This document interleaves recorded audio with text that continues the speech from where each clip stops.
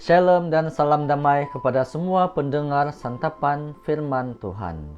Kembali kita dalam renungan harian Jumat 25 Februari 2022. Inilah Injil suci menurut Markus. Dimuliakanlah Tuhan. Pada suatu hari, Yesus berangkat ke daerah Yudea dan ke daerah seberang sungai Yordan. Di situ orang banyak datang mengerumuni dia, dan seperti biasa Yesus mengajar mereka.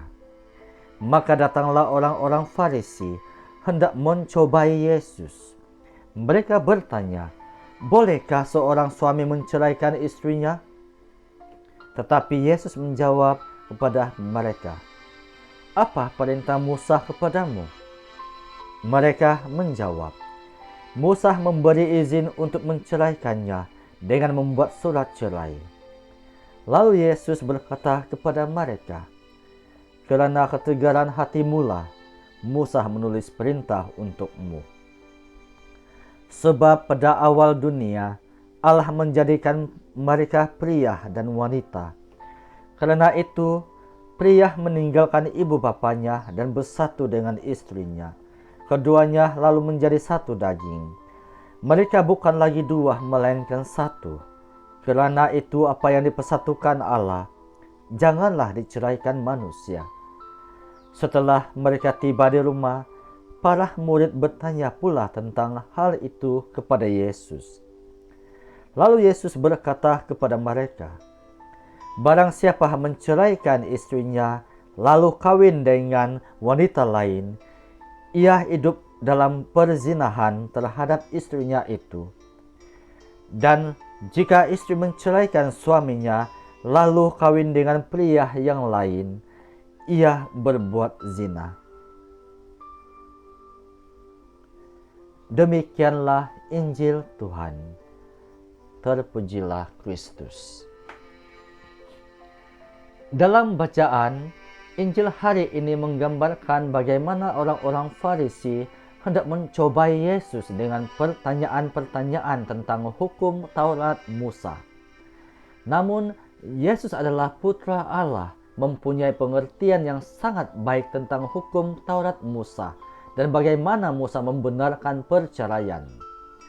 Musa memperbolehkan perceraian kerana kekerasan hati bangsa Israel yang pada masa dahulu memang memandang rendah terhadap kaum wanita. Maka Musa melindungi hak martabat wanita dari perlakuan seperti ini. Sebab seandainya wanita tersebut diduakan atau dimadukan, tentu keadaannya lebih teruk lagi. Maka ketika Musa memperbolehkan membuat surat cerai, ini sudah merupakan kemajuan keadaan sosial yang memperhatikan martabat pihak wanita. Sebab pada saat si suami mengusir ataupun menghalau istrinya, dia sudah mendapat kebebasan. Namun Yesus mengembalikan ajaran ini kepada hakikat perkawinan seperti yang ditentukan Allah dari awal, pada awal penciptaan dunia. Sebab itu, lelaki harus meninggalkan ayahnya dan ibunya dan bersatu dengan istrinya, sehingga keduanya menjadi satu daging. Saudara-saudari yang terkasih, Tuhan Yesus dengan tegas mengatakan apa yang telah dipersatukan Allah tidak boleh diceraikan manusia. Sebab Tuhanlah yang mempersatukan lelaki dan perempuan menjadi satu daging. Maka tidak ada hak siapapun untuk menceraikan yang telah dipersatukan Allah.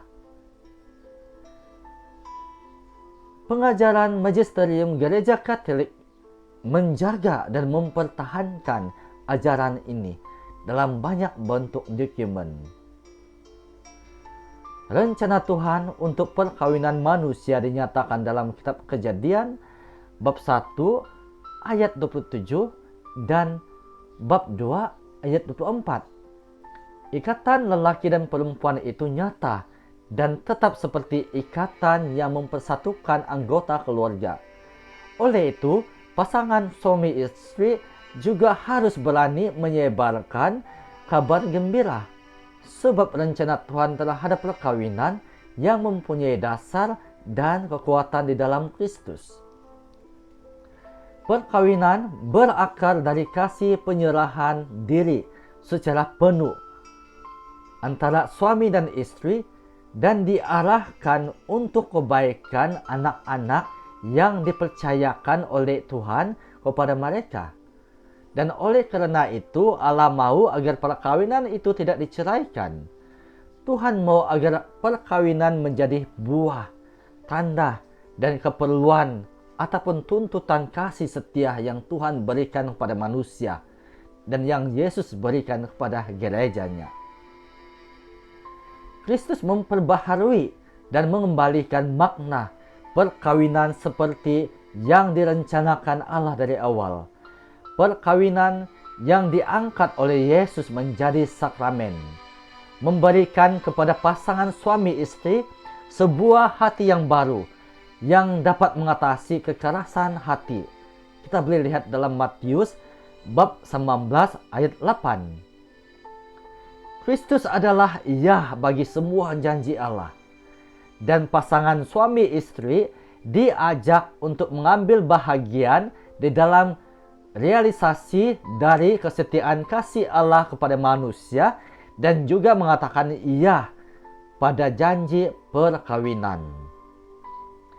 Maka dengan ikatan perkawinan yang tidak diceraikan ini, pasangan dalam Kristen mengambil bahagian dalam ikatan kasih yang tidak diceraikan antara Kristus dengan mempelainya, yaitu gerejanya yang dikasihinya sampai akhir. Pope Yohanes Paulus II mengatakan bahwa untuk memberi kesaksian tentang nilai yang tidak terhinggah dari perkawinan yang tidak boleh diceraikan dan kesetiaan dalam perkawinan adalah satu dari tugas-tugas yang paling berharga bagi para pasangan Kristiani di masa sekarang ini.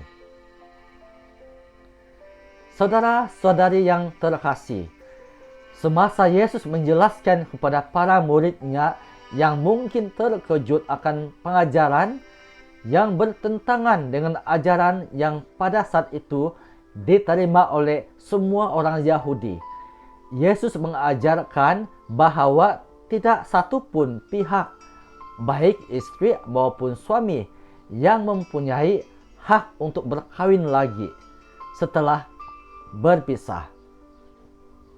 Inilah yang sampai sekarang dipegang oleh gereja Katolik, bahwa jika perkawinan yang dilakukan itu sah, maka jika suatu saat kedua pihak memutuskan untuk berpisah, kedua pihak tidak dapat berkawin lagi. Saudara-saudari yang terkasih, bahwa pada dasarnya kehendak Tuhan bagi perkawinan adalah satu suami, satu istri yang setia satu sama lain dan tidak bercerai seumur hidup. Hanya kematian yang dapat memisahkan pasangan suami istri. Sebab Allah mau mengingatkan kita agar perkawinan menjadi tanda lambang kasih-Nya kepada manusia, dan melalui perkawinan manusia mengambil bahagian dalam kesetiaan kasih-Nya kepada manusia yang juga kekal selama-lamanya. Amin. Tuhan memberkati.